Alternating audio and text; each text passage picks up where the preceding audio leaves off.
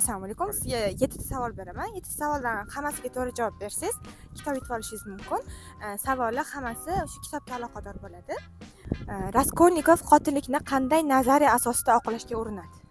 Shu kampirni uyiga bormoqchi bo'ladi. Ya'ni unda aslida uyda hech kim bo'lmagan paytda bormoqchi bo'lgan bo'ladi va o'sha kumush qutidagi, adashmasam shu qutidagi narsalarni, pulni hammasini olib ketmoqchi bo'ladi. Aynan qanaqa nazariyaga asoslanib bu ishni qilgani esimda yo'q. Kitobni ancha oldin o'qiganman, lekin shu bolta yordamida kampirni gumon qiladi.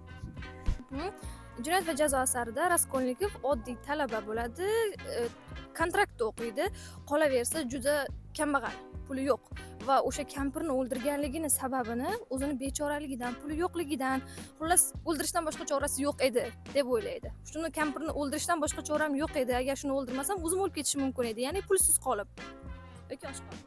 To'g'ri. Bu shunaqa sudxo'rlik qilayotgan ayolni buni aybdorligini o'ziga dalil qiladi-da, asos qilib o'ldirgan. O'zini oqlamoqchi bo'ladi o'sha narsa, bu o'limga haqli deydi.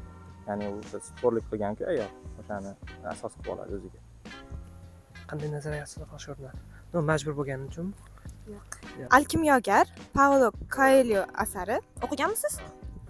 Asarda Santiago qanday shaxsiy afsonani izlab yo'lga chiqadi? Shaxsiy afsona? O'sha Santiago o'sha xazina izlab yo'lga chiqadi. Bilishim o'sha o'qigan bo'lishimcha o'sha xazinani Misrda deb o'ylaydi. Lekin o'zi aslida o'sha Andalusiyada bo'lib chiqadi. Bilmayman.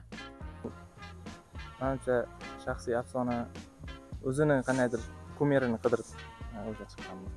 Bu o'zlikni anglash bo'lardi-da. Shaxsiy afsona kimlardir eshitadi, Misr piramidalarida oltin yashiringan deb, o'sha Misr piramidalariga borib, o'rganib, o'sha oltinni topmoqchi bo'ladi. To'g'ri. Kichkina shahzoda yerga kelganda eng birinchi uchrashgan jonzot. Ilon emasmi? Islom. Ilonmi? To'g'ri. Ilon. To'g'ri. Tulki emasmi? Tulki emasmi? Filmida. A few moments later. Ana ilon emasmi-da, fil yutgan. Ilon. Ha, to'g'ri topdim. Ilon. Ilon. To'g'ri. Ilon. Xo'p, keyingi savolim Mehrobdan chayon asari. Asarda O'tkir polvonning fojiasi nimada namoyon bo'ladi? Yaxshi o'qimagan. Urushda. Uni ham islom ma'lum qilamiz. O'tkir polvon shunaqa odam bormidi? O'tkir polvon? Nima emasa u abu?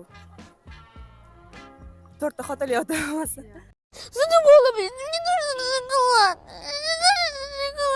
O'qiganlaringiz shuncha natija beribdi. Bizning yutuqqa erishdingiz. Rahmat, xursand bo'ldim. Bu boshlanish bo'lsin.